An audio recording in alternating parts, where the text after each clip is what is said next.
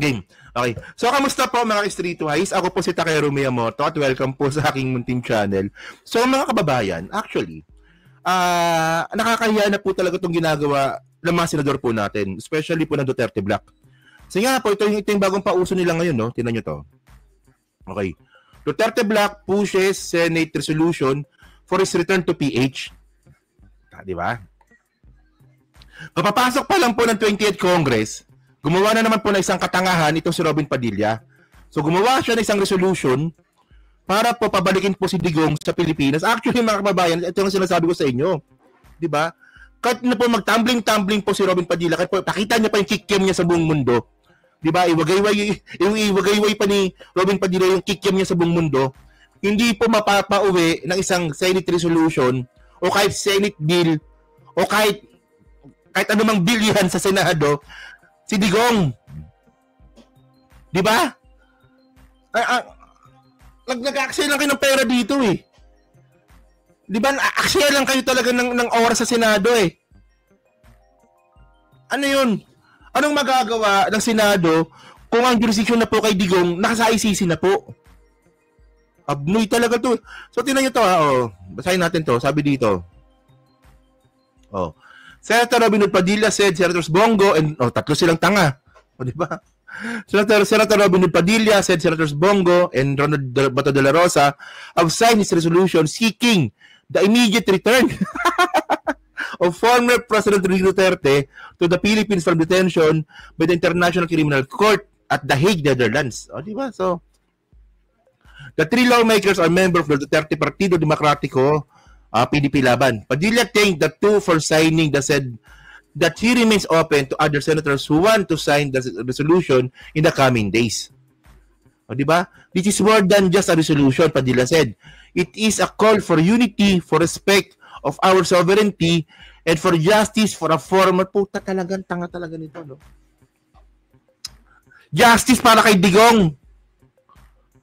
So, si Duterte pa talaga yung naghahangad ng justice, hindi po yung mga namatay. Alam nyo, tama yung sinabi ni yung matandang vlogger, yung nagamon ng barilan kay Baste, si Carbonell. Di ba si Carbonell, di ba? Ano rin siya, di ba? Balik Islam din yun, di ba? Islam din yun si Carbonell eh. Tama to sinabi nga ni Carbonell kay Robin, na si Robin po isang malaking haram.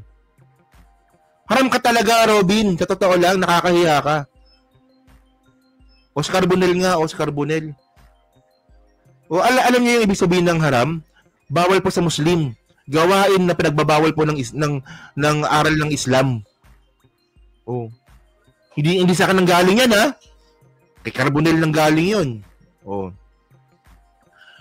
So alam niyo mga kababayan, no? Ang nakakatawa pa dito, ito balita din to ngayon, no, Duterte lawyers give up challenge to ICC judges. So talo po ngayon, no? Kung maalala po natin mga kababayan, no? Si Digong nga po, si Kaufman,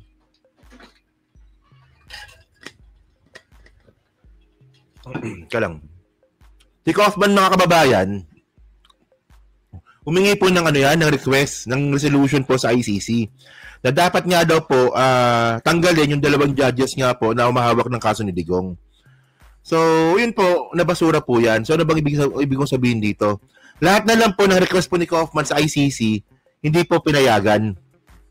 Lahat na lang. So, nangyari lang dito, si Kaufman parang nagtatrabaho na lang kasi binabayaran. Di ba? O nga, no? Tama ka nga dyan, no? Miley Reese, no? Bobo na nga si Robin sa batas sa Pilipinas. Paano pa kaya pagbatas pa ng ICC? Di ba? Tama nga, di ba? Gawin siya na doon si Mardy Carbonell. Kapag may nakaaway, babarilin, no? Pwede rin yun. So sabi dito, no? The defense lawyer of former President Rodrigo Duterte said that they will no longer file a motion for reconsideration. So, hindi na raw sila magpa-file. Kumbaga sinukuan na nila.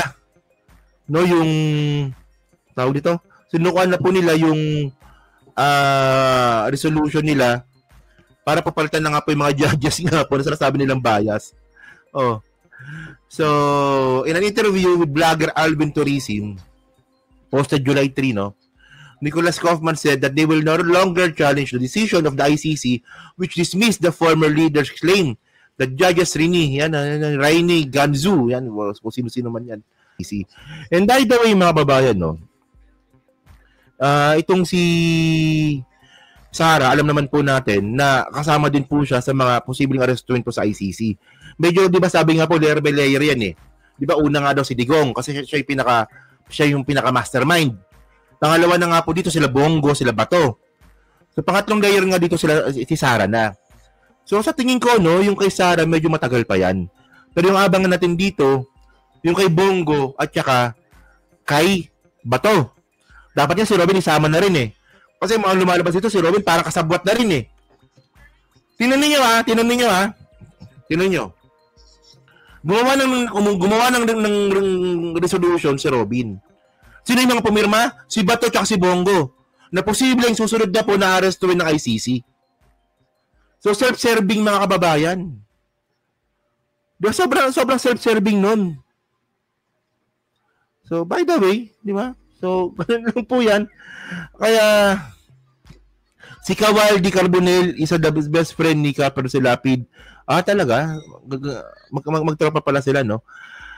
So ngayon, ang mangyayari ngayon dito, abangan po natin kung ano mangyayari po dito sa resolution na to.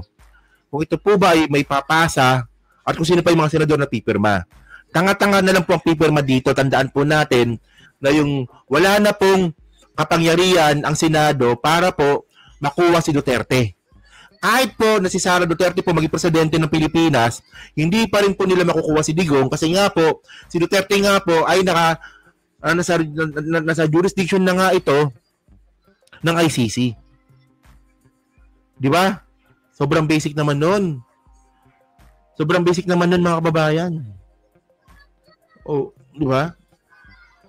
So yun na. So, Philippines deserve better good leader after PBBM. Ayun nga, no? But actually, isa sa mga iniisip ko eh. Maganda yung comment mo na yan, ha? Kasi mga kababayan, tandaan po natin, no? Nabalitaan nyo na ba na yung Japan po posible tayong bigyan ng barko, pandigma? Bigay. Japan. At ngayon po, meron na pang exercise yung Amerika at Pilipinas sa West Philippine Sea. Di ba? Tapos, tuloy-tuloy rin po yung military exercise din po ng Australia, Japan, at Pilipinas sa Palawan. So, pinaglalaban po natin yung West Philippine Sea dito. So, iniisip ko lang mga ka-streetwise, no? Pag napalitan si PBBM ng isang pro-China, mawawala lahat yung pinaghirapan natin. Papangit po yung imahe natin sa buong mundo. O for example, magkaroon tayo ng presidente na katulad nga po ni Robin.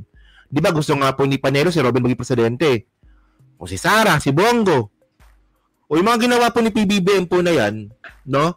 Na pakipaglaban natin sa West Philippine Sea, mababaliwala po yan. So, syempre, ang point natin dito, maayos ang Pilipinas na kausap ngayon. Kasi si PBBM ang kausap. Pag napalitan po yan ng isang pro-China na presidente, ano na lang ang iisipin ng mga nakausap ni PBBM? Ang pangit pala, no? Ang pangit pala sa Pilipinas kausap, pag nagpalit na presidente, palit din ng foreign policy. So, wala na. Warship yun, di ba? Tama, di ba? Warship na kaya makadetect ng submarine.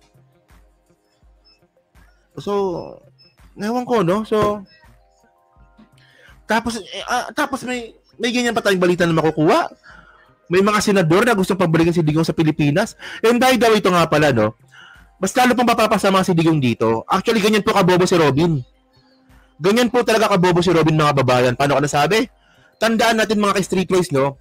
Nang isa po sa mga interim request nga po ni Kaufman, hindi po ma-impluwensyahan yung korte ng ICC pag si Digong nga po ay napalaya pag nabigyan ng interim. Di ba? Isa yun, di ba? Isa yun sa mga sa mga sinabi ni Kaufman. Bigyan ng interim si Digong, hindi maapektuhan yung korte ng ICC. Okay. Pero pag ganito mga kababayan, na makikita po natin na meron pa rin political power si Digong sa Pilipinas, paano makakasiguro ang ICC na hindi po, di ba, ma-influensyahan na politika ng Pilipinas yung ICC mismo? Di ba? Tama, di ba? Oh, boboring to talaga si ano eh. Si Robin eh. Gagawa-gawa ng resolution na imbis na makatulong na makalaya si Digong, mas lalo pang mapag-iisip nga po yung judges ng ICC na, okay. Marami pa palang senador na kaalyado si Digong. Huwag natin palayain. Baka mapektuhan tayo niyan eh. Oh. Kaya yun natin kung ano mangyayari. So yan, so kayo po, ano po masasabi nyo nga po dito sa pagbigay nga po ng resolution nga po ni Robin Padilla sa interim nga po ni Nana. Hindi siya interim eh. Palayain daw talaga eh. Hindi siya interim release eh. Palayain daw po si Digong. So yan, so pa-comment lang po sa baba, binabasa ko pong lahat yan. And by the way, salamat nga po kay Emily Zibagan, no? Maraming salamat po diyan sa kayong pakulay yellow. Maraming salamat. Okay. So pag-usapan natin 'tong next topic natin, no. Wait lang.